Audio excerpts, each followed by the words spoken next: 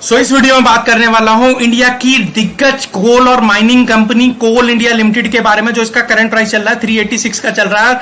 Stock 52 week high से लगभग 28% के डिक्लाइन मोड में है। और अगर हम इसके फंडामेंटल्स की बात करें तो सबसे पहले हम इसकी स्ट्रेंथ की बात करेंगे, यानी पी के हिसाब से पी इसका 7.20 का, इंडस्ट्रियल पी 11.30 का, यहाँ पर अंडर वैल्यूड दिखाई देता है।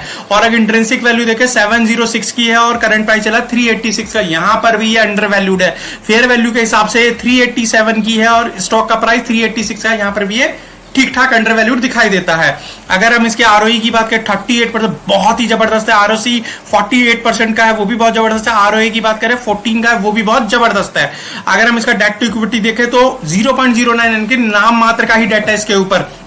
ईवी बिट्टा देखे 3.87, बहुत ही जबरदस्त है। ईवी बाय सेल्स देखे 1.51 का है, वो भी बहुत जबरदस्त दिखाई देता है। अगर हम सीएफओ बाय एनएफ की बात करें वो भी बहुत 88 का है, वो भी बहुत जबरदस्त है। सीएफओ बाय बिट्टा भी 64 का है, वो भी बहुत जबरदस्त दिखाई देता है।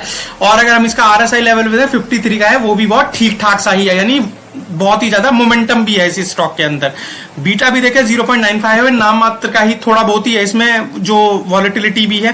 पेट्रोस की स्कोर इसका काफी कम है। और अगर हम इसकी एफआई होल्डिंग देखें 8% की है, ठीक ठीक सी है। डीआई होल्डिंग 22 की है, बहुत ही जबरदस्त है। डिविडेंड यील्ड 6.86 का है, ये बहुत ध्यान देने वाली बात है क्योंकि डिविडेंड वगैरह बहुत अच्छा बना रही है कंपनी। अब अगर हम इसकी वीकनेस की बात करें तो वीकनेस में भाई 3 इयर्स का क्या है, 20% का है, ठीक ठीक सा ही है, वो भी कुछ खास नहीं है। 1 ईयर क्या अगर -26% का है, भाई पूरी तरह से डिक्लाइन है एक साल के अंदर।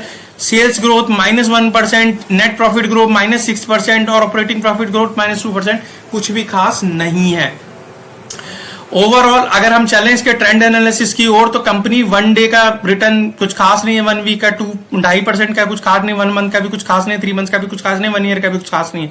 3 इयर्स का 74% का रिटर्न है, ठीक ठीक सा ही है। अगर 5 इयर्स का देखें 199% का रिटर्न है, वो भी कुछ खास नहीं है, मतलब ठीक ठीक ही है। अगर हम ड्यूरेबिलिटी स्कोर देखें 45 का है, यानी कि लॉन्ग टर्म में कंपनी रिटर्न के थ्रू अच्छा नहीं कर सकती, लेकिन डिविडेंड के थ्रू बहुत अच्छा कर सकते हैं, क्योंकि लगभग 6.5% का ये डिविडेंड देती है। वैल्यूएशन इसको 50 का है, थोड़ा सा ओवर, मतलब 50-50% है, ना ओवर वैल्यूड है ना ओवर अंडर वैल्यूड है, मतलब ठीक ठीक से वैल्यूएशन पे है। मोमेंटम स्कोर 44 का है, मोमेंटम थोड़ा बहुत है इसके अंदर।